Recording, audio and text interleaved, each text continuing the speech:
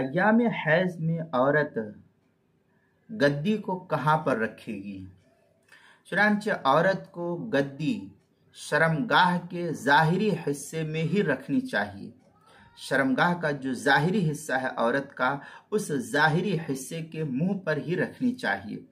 اندرون حصہ جس کو اندام نہانی وغیرہ کہتے ہیں، اس میں اس گدی کا داخل کرنا یہ فقہاء نے مکروہ لکھا ہے۔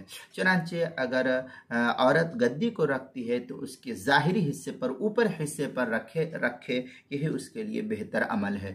چنانچہ محیط برہانیہ میں نقل ہے وعن محمد بن سلمہ البلخی رحمہ اللہ انہ یکرہ للمرأة ان تضع القرص فی الفرج الداخل لأن ذلك یشبہ النکاح بیدہا۔ اس طریقے کی عبارت جو ہے نقل کی ہے محیط برہانیہ کی پہلی جلد صفحہ 401، کتاب المسائل اس کی پہلی جلد صفحہ 220 پر اس کو نقل کیا ہے۔